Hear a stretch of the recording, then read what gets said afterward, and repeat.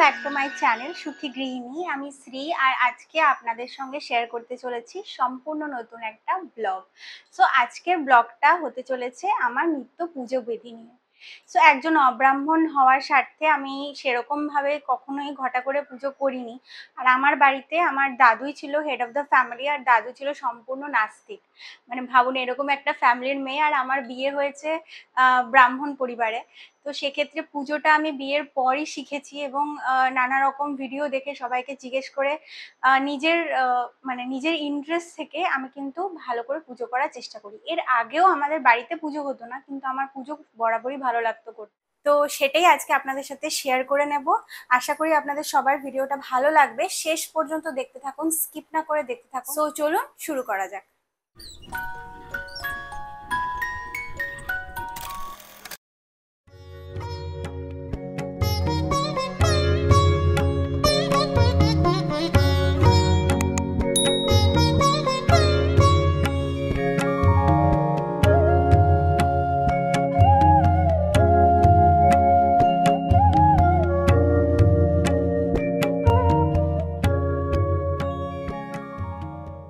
So আজকে সকালবেলা স্নান সেরে আমি সবার আগে চলে এসেছি আমার বাগানে কিছু ফুল তুলতে। আসলে আজকে আমার শরীরটা বিশেষ ভালো ছিল না, তাই জন্য আমি বাইরে গিয়ে ফুল কিনে আনতে পারিনি। যদিও আজকে সোমবারে শিব পুজো আছে, প্লাস আপনাদের জন্য ভিডিও বানানোর প্ল্যানটা আমার আগে থেকে ছিল না, তাই জন্য আমি আগে থেকেই কিনে রাখিনি। তো যাই হোক, আমার কাছে যখন ফুল থাকে না, আমি কিন্তু বাড়ির ফুল দিয়েই পুজো করি। আজকে আমার কাছে অনেকগুলো নয়নতারা আছে, আর আজকে আমি পেয়েছি একটা জুঁই ফুল, আর কয়েকটা থোকা টগর পেয়েছি, আর তুলসী পাতা আমি তুলে নিচ্ছি ঠাকুরের পুজোর জন্য। আমি মনে করি ঠাকুরকে পুজো করার জন্য যেটা সব থেকে বেশি ইম্পর্টেন্ট সেটা হচ্ছে ভালোবাসা এবং ভক্তি। তাই আমি চেষ্টা করি সবসময় সেটুকু দিয়েই ঠাকুরের পুজো করা। তো পুজোয় বসার আগে কিছু কিছু জিনিস আমি হাতের কাছে রেডি রাখছি, যেমন ঠাকুরের থালাবাটি, গ্লাস, তারপরে গঙ্গা জল, গোলাপ জল, তারপরে চন্দন, ধূপকাঠি। এই জিনিসগুলো হাতের কাছে রাখলে পরে ভালো। সর্ষের তেল, আর এরপরে নিয়ে নেব আজকের পুজোর জন্য, সোমবারের পুজোর জন্য স্পেশাল মধু এবং ঘি, সাথে থাকছে অগরু, কর্পূরের গুঁড়ো। এখানে গুঁড়ো কর্পূর আর গোটা কর্পূর দুটোই আছে। আর লাগবে হচ্ছে বাতাসা ঠাকুরকে প্রসাদ দেওয়ার জন্য। ঘি আর মধুর সাথে সাথে আমি বের করে রাখবো আতপ চালও, অখণ্ড আতপ চাল সিংহাসনে দেওয়ার জন্য আমি ইউজ করে থাকি। আর আজকে স্পেশাল শিব পুজোর জন্য, সোমবারের পুজোর জন্য নিয়ে নিচ্ছি সিদ্ধি পাতা, আর সাথে থাকছে ভস্য। ভস্য দিয়েও আমি ঠাকুরের অভিষেক করব। তো হাতের কাছে সবকিছু গুছিয়ে নিয়ে এবার আমি আরতির থালাটা চটপট সাজিয়ে ফেলবো। সবার আগে সুগন্ধি জল বানানোর পালা। তো তার জন্য আমি নিয়ে নিয়েছি কিছুটা জল, সাথে দিচ্ছি আমি গোলাপ জল, একটু অগরু, গঙ্গার জল, আর একটু কর্পূরের গুঁড়ো আমি সাথে মিশিয়ে দেব। এই সুগন্ধি জলটা দিয়ে আমি ঠাকুরের আসন থেকে শুরু করে ঠাকুরের চিত্রপট সব পরিষ্কার করব, তার সাথে সাথে ঠাকুরের অভিষেকও করাবো এই সুগন্ধি জল দিয়ে। কিছুটা কর্পূরের গুঁড়ো আমি প্রদীপেও মিশিয়ে নিচ্ছি। আর আজকে আমি তৈরি করছি তেলের প্রদীপ। বিশেষত মঙ্গলবারে আমি তেল আর ঘি দু প্রদীপই তৈরি করি, কিন্তু বাকি পুজোতে আমি শুধু সর্ষের তেলের প্রদীপই দিই। ধূপকাঠিগুলো আলাদা করে নিয়ে নিচ্ছি, এবং আর কিছুক্ষণের মধ্যেই আমি প্রদীপ আর ধূপকাঠি দুটোই জ্বালিয়ে শুরু করে দেব আমার পুজো।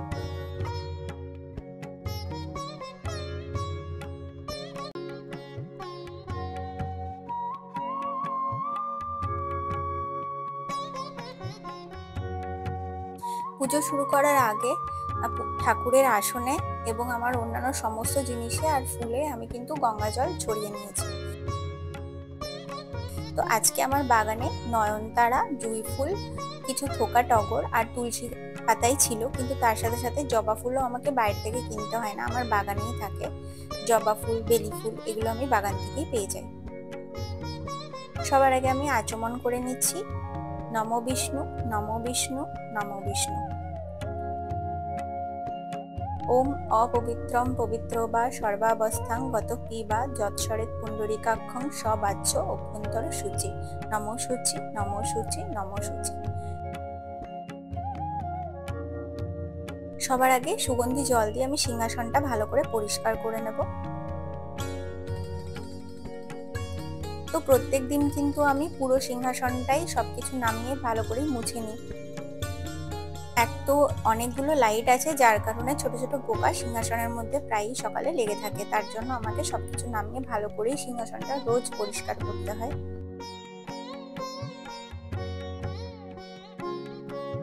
মন্দিরের স্পেসটা একটু ছোট বলে বারবার ওঠানামা করে আর খুব ছোট জায়গার মধ্যে অ্যাক্সেস করতে আমার একটু অসুবিধা হয় অবশ্যই, কিন্তু আমার বাড়ির ঈশান কোণটা একদম এইটাই, তো এটা ছাড়া আর কোথাও প্লেস ছিল না আমার এই মন্দিরটা বানানোর জন্য, যার জন্য আমাকে এভাবেই করতে হয়। তো সবার আগে আমি ঠাকুরের চিত্রপট ভালো করে মুছে নিচ্ছি এবং ঠাকুরকে সাজিয়ে নিচ্ছি। পৈতে নিবেদন করলাম আর মালা, যেটা আমি সবসময় ঠাকুরকে পরিয়ে রাখি, আমি সেটাই নিবেদন করলাম। এবার আমি মুছে নিচ্ছি গণেশ ঠাকুরকে।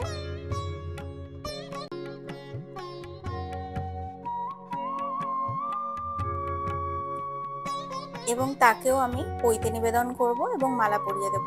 এই পৈতেগুলো কোনো না কোনো তিথি অনুযায়ী আমি অর্পণ করেইছিলাম ঠাকুরকে, যেটা যতদিন না খারাপ হচ্ছে ততদিন আর চেঞ্জ করার প্রয়োজন পড়বে না। যেহেতু চিত্রপটে পৈতে লাগানো আছে, যার জন্য এবছর শিবরাত্রিতেও আমি কিন্তু শিব ঠাকুরের মূর্তিতে আর আলাদা করে পৈতে নিবেদন করিনি।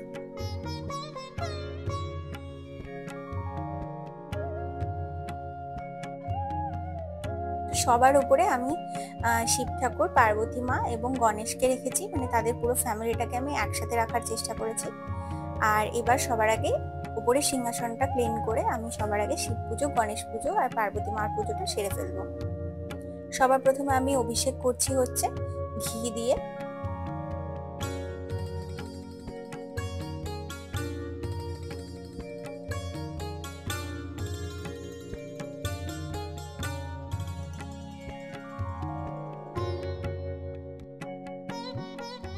তো শিব ঠাকুর, নন্দী মহারাজ, বাসুকী দেব আর ওনার শিব ঠাকুরের ত্রিশূল এবং ডামরু, এই সব কটাকে আমি ভালো করে আগে ঘি লাগিয়ে নিয়ে তারপরে আমি তাদের জল ঢেলে অভিষেক করব।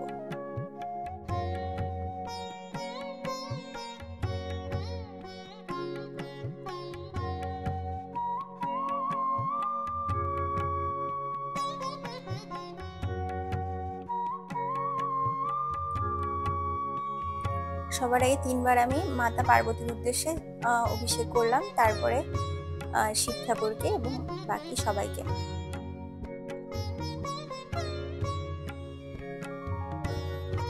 আমার মা, শাশুড়ি এদের কাছ থেকে যতটুকু আমি শিখেছি এবং যতটুকু আমি কথা বলে যতটুকু আমি শিখেছি, আমি সেই মতোই নিজের পুজোটা করি। আপনারা সবাই অবশ্যই আমাকে কমেন্টে বলবেন যে আমার পুজো আপনার কেমন লাগলো। আমি শুধু এটুকু বুঝেছি, যখন ভক্তি ভরে এবং ভালোবাসা দিয়ে ঠাকুরকে মন থেকে ডাকবে, তখন ঠাকুর তোমার কথা শুনবে। তো ঘিয়ের অভিষেক করার পরে আমি একটু মধু দিয়ে ঠাকুরের অভিষেক করে নিচ্ছি।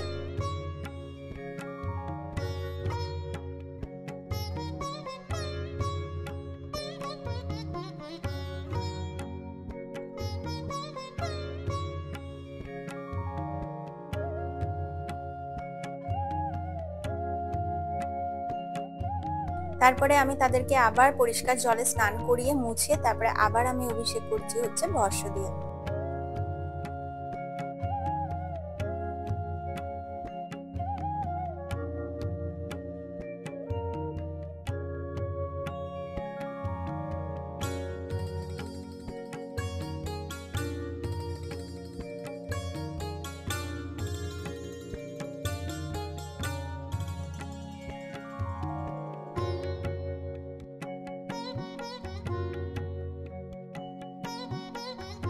আবার পরিষ্কার জল দিয়ে আমি ভালো করে ধুয়ে নিচ্ছি।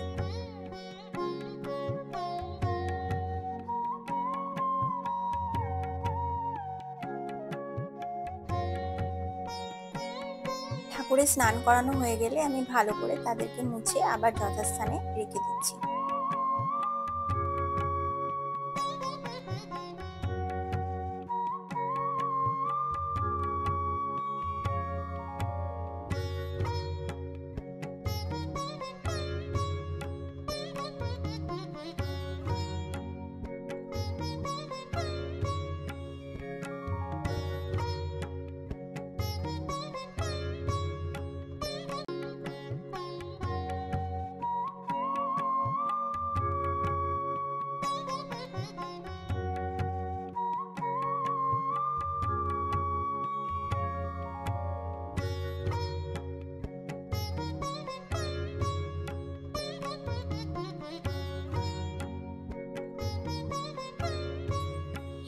শিব ঠাকুরের অভিষেক করার পরে এবং গণেশ ঠাকুর আর পার্বতী মাকে পরিষ্কার করার পরে আমি চলে এসেছি মাঝের সিংহাসনে।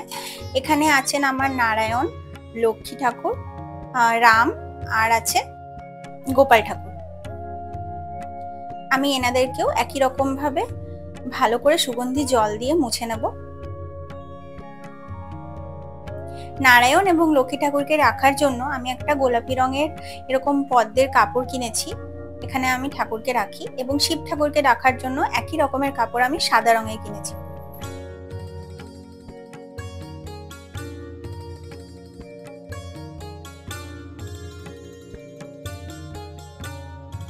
যেহেতু বজরংবলীর রাম ভক্ত, তাই আমি ওপরে রাম ঠাকুরকে রেখেছি আর নারায়ণের সমস্ত রূপকে আমি মাঝেরটাকেই রেখেছি এবং নিচে আমি বজরংবলীকে রেখেছি।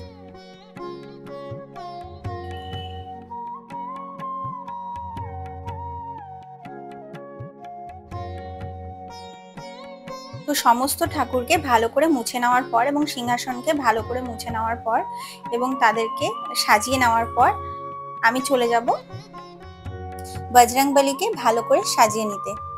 তো মঙ্গলবারের যে পুজোটা হয় সেখানে আমি বজরংবলীর অভিষেক করি, কিন্তু বাকি দিনগুলোতে আমি ওনাকেও ভালো করে সুগন্ধি জল দিয়ে মুছিয়ে নিই।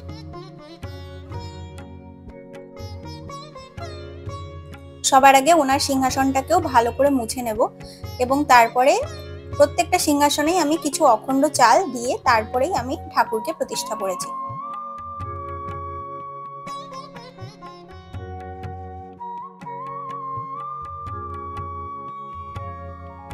ঠাকুরকে সাজাতে সবার আগে আমি নিবেদন করব একটা বস্ত্র স্বরূপ এই সুতোটা।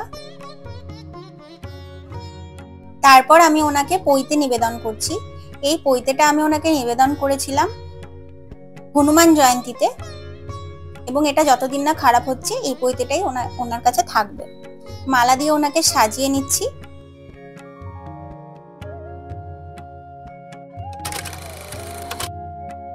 সমস্ত সিংহাসন এবং ঠাকুরকে অভিষেক এবং সাজানোর পরে এবারে তাদেরকে আমি সবার আগে চন্দন লাগিয়ে নেব। প্রত্যেকটা ঠাকুরকে মানে শিব ঠাকুর, মাতা পার্বতী, গণেশ ঠাকুর, লক্ষ্মীনারায়ণ, শ্রী রামচন্দ্র এবং গোপাল ঠাকুরকে সবার জন্য আমি শ্বেত চন্দন বের করে নিচ্ছি। তো এর জন্য আমি একটা কিউটিপ ইউজ করছি, এতে চন্দনটা খুব ভালো করে পরানো হয়। শিব ঠাকুরকে চন্দন লাগানোর সাথে সাথে আমি নন্দী মহারাজ, শিব ঠাকুরের ত্রিশূল, ডামরু, বাসুকি নাগ সবাইকে একবার করে চন্দন লাগিয়ে নেব।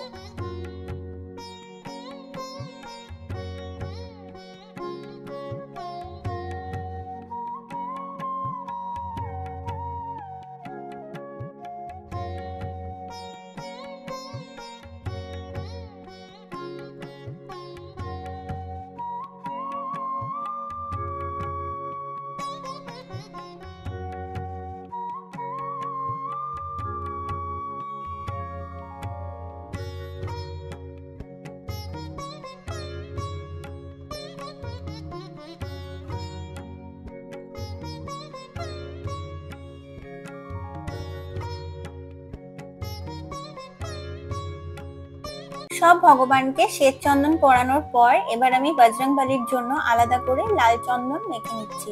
বজরংবলীর যেহেতু লাল রং ভীষণই পছন্দ, তাই তাকে লাল সিঁদুরের ফোঁটা বা লাল চন্দন দিয়ে আমি সাজিয়ে থাকি। সবাইকে চন্দন পরানোর পর এবার আমি শিব ঠাকুরকে সিদ্ধি পাতা অর্পণ করলাম। এবার সব ঠাকুরকে আমি ফুল দিয়ে সাজাবো। সবার আগে এক চন্দন সহযোগে আমি গণেশ ঠাকুরকে ফুল অর্পণ করলাম।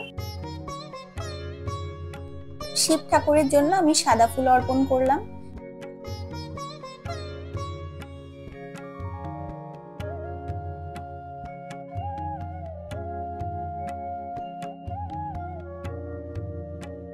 এবং মাতা পার্বতীর জন্য আমি সাদা ফুল অর্পণ করলাম।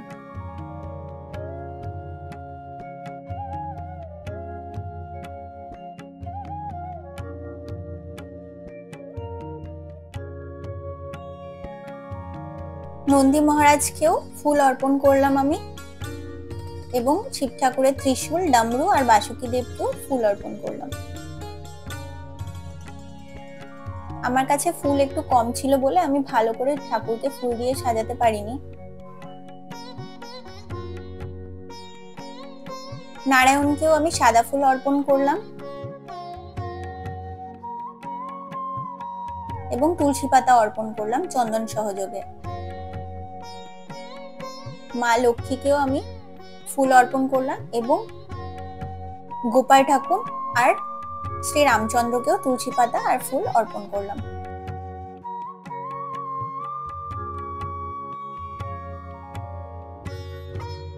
বজরংবলীর উদ্দেশ্যে নিবেদন করলাম তুলসী দল আর একটা ফুল।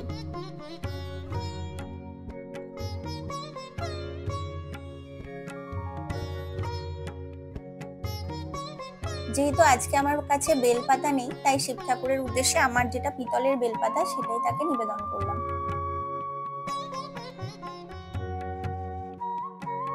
ফুল দিয়ে ঠাকুরকে সাজানোর পর এবার তাদেরকে খাবার দেওয়ার পালা। প্রত্যেকটা ঠাকুরের উদ্দেশ্যে আমার কাছে যে বাতাসা ছিল আমি সেটাই নিবেদন করলাম।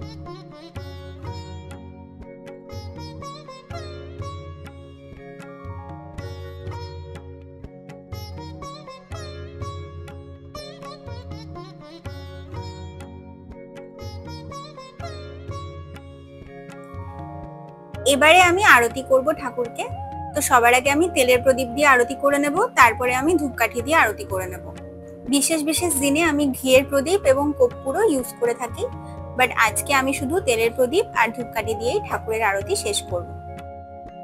অন্য সমস্ত ঠাকুরকে 3 বার করে আরতি করতে হবে এবং বজরংবলীকে আমি 9 বার করে আরতি করি।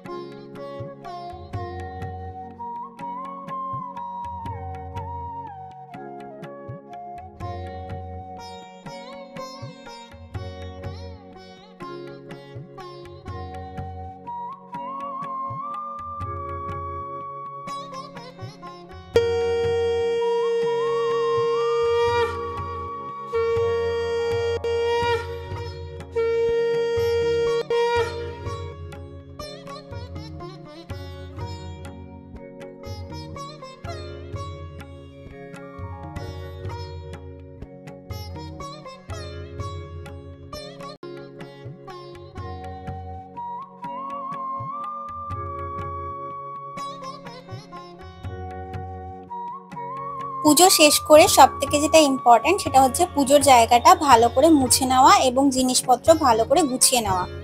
ভালো করে নিচটা মুছে নিয়ে আমি চলে যাব জিনিসপত্রগুলো ধোয়াধুয়ি করতে।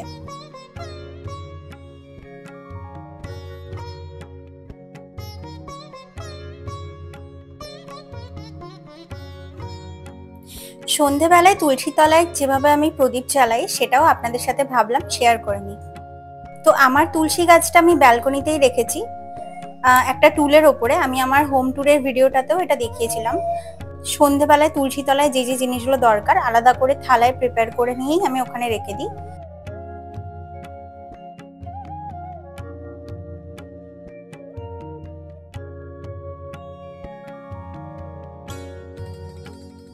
আর এবারে আমি মা তুলসীর আরাধনা করে নেব।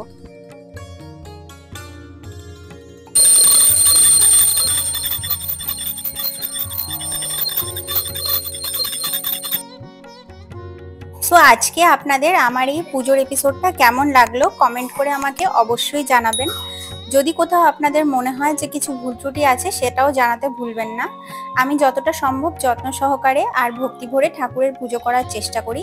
আশা করি আপনাদের আমার ভিডিওটা ভালো লেগেছে। যদি ভালো লাগে অবশ্যই আমার চ্যানেলটাকে সাবস্ক্রাইব করে আমাকে সাপোর্ট করবেন। আর এরকমই ভালো ভিডিও পাওয়ার জন্য চোখ রাখতে হবে আমার এই চ্যানেলে।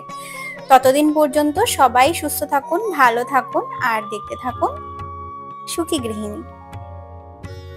দেখা হচ্ছে খুব তাড়াতাড়ি পরের একটা ভিডিও। Till then tata.